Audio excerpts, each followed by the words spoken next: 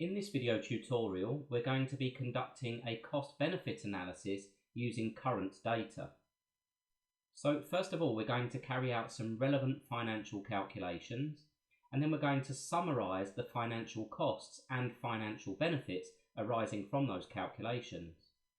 We're also going to look at other costs and benefits associated with the adoption of either renewable energy sources or non-renewable energy sources which rely on the burning of fossil fuels. Finally, we're going to look at some potential strategies for maximising the financial benefits. So to begin with the relevant financial calculations, we're going to calculate the total energy output or the potential total energy output from different technologies. Using that information, we're going to determine the total projected income. We're also going to calculate the average power output for different technologies, which is also a useful and relevant metric. And finally, in this section, we're going to look at the indicative costs to the consumers, and we'll explain why there are costs to the consumers as we go through this process. Now, in order to determine total energy output, we're going to use ELCO estimates for projects commissioning in 2025. So these are up-to-date levelised cost of electricity values. Now, just as a reminder, the levelised cost of electricity is the total lifetime cost of a technology divided by its total lifetime energy. And we see units on our y-axis here of pounds per megawatt hour of electricity. So pounds being the cost, megawatt hours being the quantity of energy. So essentially we're comparing different energy generation technologies based on their cost to produce the same amount of electricity. Now, what we notice from this chart, from the government publication Electricity Generation Costs 2023, is that the cost of a combined cycle gas turbine is £114 per megawatt hour. Now note that these are just estimates. The cost to produce an equivalent amount of electricity using offshore wind is £44 per megawatt hour. So we see a huge difference there between the two values. What we can see is that the vast majority of cost made up for the combined cycle gas turbine is due to carbon costs, and these are essentially taxes from the UK government based on the combustion of fossil fuels. And the other significant cost we see here is for the fuel, which is the gas itself. So the purchase of the gas plus the taxes for the combustion of the gas make up this significantly higher levelised cost of electricity value. But for the purpose of comparison, we're going to use a levelised cost of electricity for gas of 114 megawatt hours, and for offshore wind, we're going to use £44 per megawatt hour. We're going to focus on these two technologies for the majority of this video. So as we just mentioned, the levelised cost of electricity is the lifetime cost divided by the lifetime energy generated. Now we're going to rearrange that to make the lifetime energy the subject. Therefore, lifetime energy is lifetime cost divided by levelised cost of electricity. So now that we have that information, we need to assume a lifetime investment, and providing we use the same value for both technology, we're going to get equivalent or comparable calculations. So for these calculations, we're assuming a £300 million lifetime investment. So as we mentioned, the lifetime energy is the lifetime cost divided by the levelised cost of electricity. So for a combined cycle gas turbine plant, we have the £300 million divided by the levelised cost of 114, giving us a lifetime energy of 2,632,000 megawatt hours. Repeating that calculation for offshore wind on the right hand side gives us 300 million divided by 44 this time, which leaves us a lifetime energy production of 6,818,000.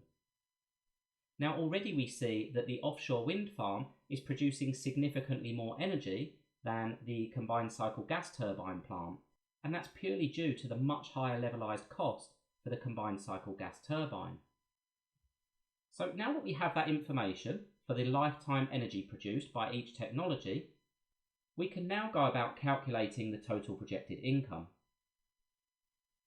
Now, as we've learned in previous tutorials, renewable energy technologies are eligible to receive income through the contracts for difference mechanism. And under contracts for difference, renewable energy technologies are assigned a strike price. Now that's a fixed price for each unit of electricity generated using that technology. For renewable energy generation technologies, this removes any risk associated with fluctuations on the wholesale energy market. So offshore wind then, at the bottom here for pot 3, has a strike price of £73 per megawatt hour. We see our units in the top here. So for every megawatt hour of electricity sold using offshore wind, we're guaranteed a price of £73. So over on the left, we're going to use an income of £73 per megawatt hour for our offshore wind plant. However, note that the combined cycle gas turbine isn't eligible for contracts for difference, and there isn't a strike price assigned to combined cycle gas turbines. The reason being it isn't a renewable energy technology.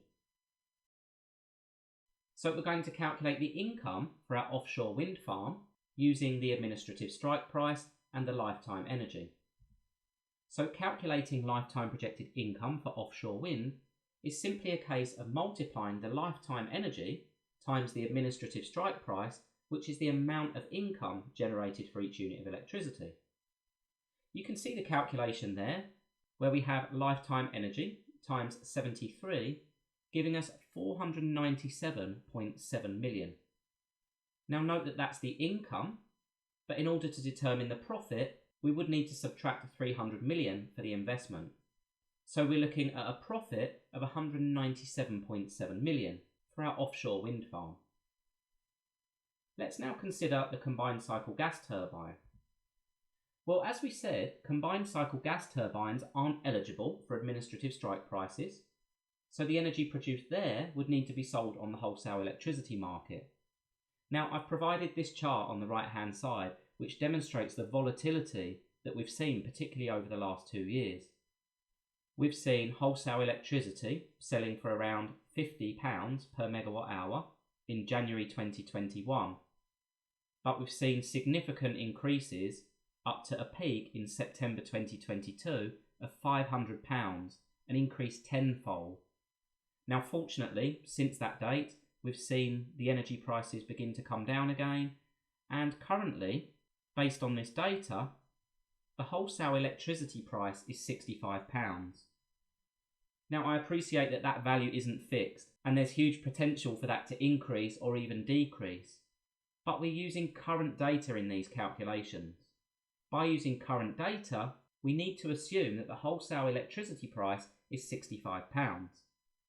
So on the left-hand side then, we're assuming that the income per megawatt hour of electricity produced by the combined cycle gas turbine is £65. The offshore wind farm isn't subjected to this volatility because they're guaranteed the administrative strike price of £73. So we've calculated the income for our offshore wind farm by doing lifetime energy times administrative strike price. But in order to calculate the lifetime projected income for the combined cycle gas turbine, we need to do lifetime energy times the wholesale electricity price.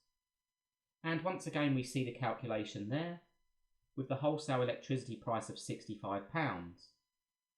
Now this time, we actually see that the income generated is £171.1 million. So that won't even cover the investment of £300 million. Based on today's figures, the combined cycle gas turbine plant is actually going to make a loss of around 119 million. So in addition to calculating the cost and the income, it's also useful to consider the average power output from each of these power plants. Now we've already calculated the lifetime energy in megawatt hours, but first of all we're going to convert this to megajoules. Now in order to convert megawatt hours to megajoules, we need to multiply by the number of seconds in an hour. The number of seconds in an hour is 3,600. So once again we see our calculations. Lifetime energy from our combined cycle gas turbine plant is 9.47 times 10 to the 9 megajoules. and lifetime energy from our offshore wind farm is 2.45 times 10 to the 10 megajoules, which is roughly 2.5 times the amount of energy being produced from our combined cycle gas turbine. Now, this is the lifetime energy expressed in megajoules, but what we're interested in is the instantaneous average power, which is essentially the energy every second. Now, our conversion then from megajoules of energy to megawatts of power, assuming a 25-year life cycle, is as follows. We need to divide by 25, the number of years. We need to divide by 365, the number of days in a year. We need to divide by 24, the number of hours in a day. And then we need to divide by 60 for the number of minutes in an hour, and divide by 60 again for the number of seconds in a minute. We've seen this calculation in earlier tutorials. Now, when we carry out that calculation, we can see that the average power output from our combined cycle gas turbine is just 12 megawatts, whereas the average power output from our offshore wind farm is 31.1 megawatts. So a significant difference there, and all of this is as a result of the differences in the levelized cost of electricity values. Now, the final calculation that we're going to carry out is the indicative cost to the consumer. Now, the reason that there's an indicative cost to the consumer is because if the administrative strike price is higher than the wholesale electricity price, then the consumer indirectly is paying into the contracts for difference pot in order to subsidise that difference. Now, once again, we've spoken about that in earlier tutorials, but the energy suppliers are required to pay into the contracts for difference pot, and consequently, those additional costs are transferred onto the customer. The energy suppliers need to make money, so that's the only way that they can do that. Now, that being the case, we've already said that combined cycle gas turbines are not eligible for administrative strike prices, but offshore wind has an administrative strike price of £73. We've also seen that wholesale electricity currently is being sold in the electricity market for £65 per megawatt hour. So then, if we want to calculate the indicative cost to the consumer, we need to look at the difference between the administrative strike price and the wholesale electricity price. We've already said that the combined cycle gas turbine isn't eligible, so the consumer isn't paying into contracts for difference in order to subsidise that technology. However, for offshore wind, there's a shortfall of £8 per megawatt hour between the administrative strike price and the wholesale electricity price. Indirectly, that £8 per megawatt hour is being paid for by the consumer. Now, just for completeness, we can look at how much that amounts to during the lifetime of the offshore wind farm. So by multiplying the cost per megawatt hour to the consumer by the total megawatt hours over the lifetime of the technology, we get an indicative cost to the consumer over the lifetime of that technology of £54.5 million. Now, just to reiterate, this is largely dependent on the cost of electricity in the wholesale market. Okay, so let's summarise the financial costs, and these are both short and long-term costs. We've got the costs to the investor, and the first of these is the same for any technology that we decide to use. We chose a value of 300 million lifetime investment, and that investment would be the same whether we were looking at a solar farm or an onshore wind farm. We've just chosen in this tutorial to look at offshore wind and combined cycle gas turbines. However, the other cost to the investor that we've seen through our calculations is that based on today's figures, they would actually make a loss of 128.9 million throughout the life cycle of that combined cycle gas turbine. That was based on an income of 171.1 million minus the investment of 300 million. Now, the other cost here, or risk, is around the financial instability from no fixed administrative strike price. As we've seen, the gas turbine plant is fully exposed to the volatilities of the electricity wholesale market. The cost of electricity may go up, which would benefit this plant, but there is also the chance that it will go down, and it's the instability that that introduces that would be a problem for the investors. Now, let's also consider the cost to the energy supplier of the combined cycle gas turbine plant. Because there's the burning of fossil fuels, there's non-compliance with the renewables obligation, so the energy generators and suppliers would need to pay a penalty because that electricity isn't being generated using renewable energy sources. We also saw a cost to the customers or the consumers of £8 per megawatt hour for energy generated using the offshore wind farm. And that's using the administrative strike price value, which is fixed, as well as the electricity wholesale price. So this is an indicative cost arising from energy generated using offshore wind. Now, we've also seen some financial benefits. We've seen financial benefits to investors from offshore wind, and we saw that there was the potential to make a profit of £197.7 million. I've repeated the calculations for onshore wind and solar just for the purpose of comparison, and the equivalent profit for onshore wind came out as £205.3 million, and using solar came out as £146.3 million. You could try that calculation for yourself using the levelized cost of electricity values and the administrative strike price values. Now, directly underneath for each of the renewable technologies, we've also got the financial stability from the fixed administrative strike price. So energy generated from these technologies isn't subjected to the volatility of the wholesale electricity market. This time, the benefit to our energy generators and suppliers is compliance with the renewables obligation. Energy generated from renewable sources isn't subjected to the same financial penalties. We've actually got some benefits to the customer listed here as well. We mentioned that the combined cycle gas turbine isn't eligible for administrative strike prices, so the indicative cost to the customer there is £0. They're not paying into the contracts for difference pot. We also have indicative savings here for onshore wind. Now, once again, this is based on the difference between the administrative strike price and today's wholesale electricity price. And we see a similar indicative saving of £4 for solar.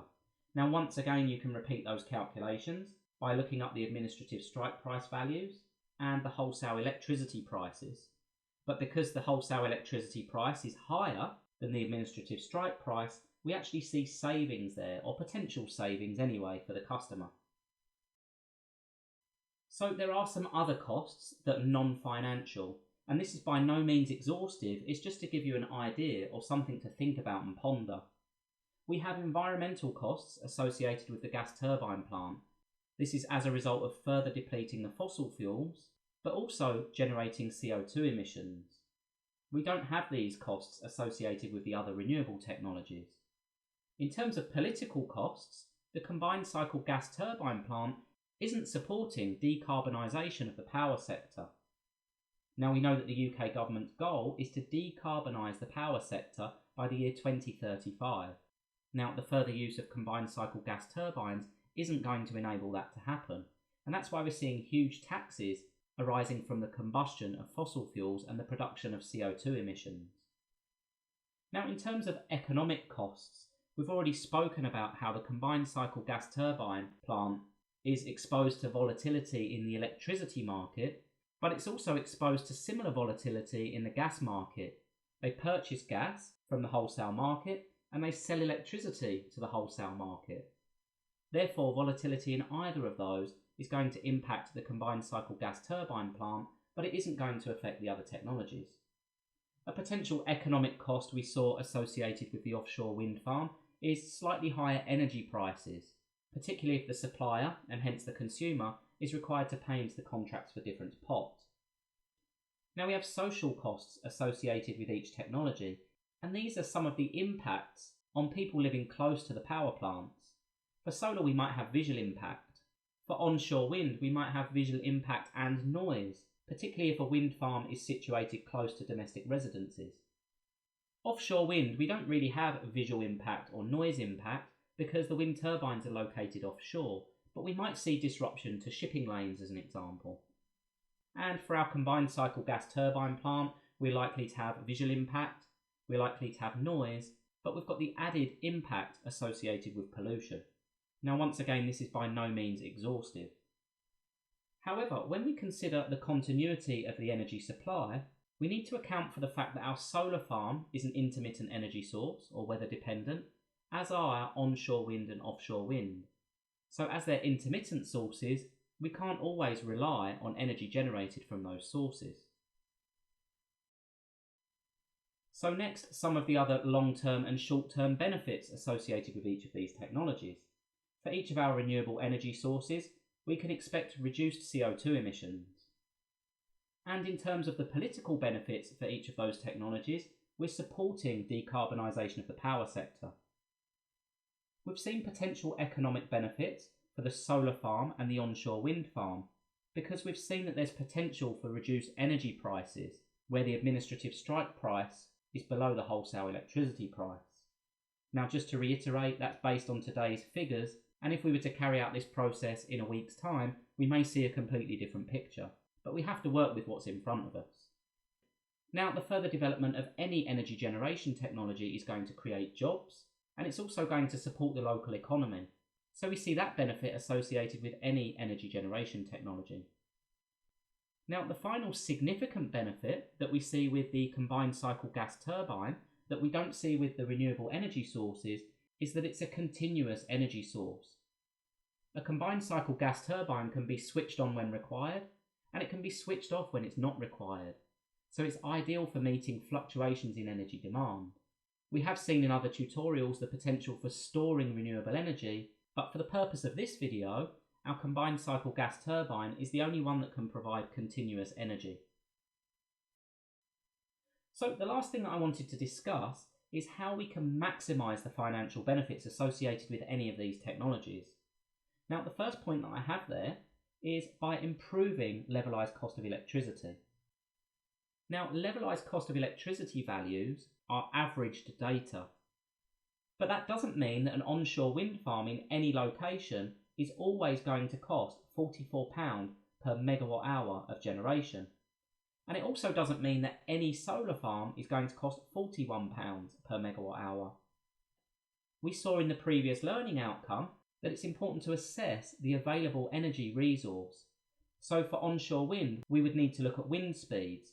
The higher the wind speed, the higher the energy production, therefore the lower the cost. So by choosing a suitable site, we might see the cost reduced to say £40 per megawatt hour, and that would have a huge impact on the profitability of that site. We also saw in earlier tutorials that the solar reserve available in the south of England is significantly higher than in the north of England. Well, if this is an average value, then by siting a solar farm in the south of England, we may see the cost reduced from £41 to say £35 per megawatt hour. And once again, that's going to have a huge impact on the amount of energy that can be produced and therefore the cost and profit associated with that power plant. So the location can dictate the capacity factor, which dictates the amount of energy that's being produced. We also see a side-by-side comparison here of 2025 prices, or estimated levelised cost of electricity values, and 2035 values. We see our offshore and onshore wind farms remaining fairly stable, but we do see a fairly significant decrease in the levelised cost of our solar plant.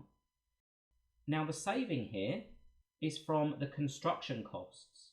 So there's an anticipated decrease in the cost to manufacture solar panels and install solar panels and solar farms. Now, because that decrease is significant from 41 to 32, once again, we would expect to see a decrease in the cost and therefore an increase in the potential profits from that technology. On the flip side, for our combined cycle gas turbine plant, we actually see a significant increase in the levelised cost from 114 to 165, and once again the majority of that increase in cost is as a result of the carbon costs or the taxation on the burning of fossil fuels. So we can see that the government is committed to phasing out combined cycle gas turbines. Now, the other potential method for maximising the financial benefits is by selecting technologies with favourable administrative strike prices. As we've seen for renewable energy technologies, the total income is the total energy multiplied by the administrative strike price. So we see for some technologies, particularly tidal stream, an administrative strike price of £261. We also see a very high administrative strike price for floating offshore wind, £176. And the other technology that's renewable and on demand is dedicated biomass with a strike price of £179. So this is guaranteed income for each of those technologies.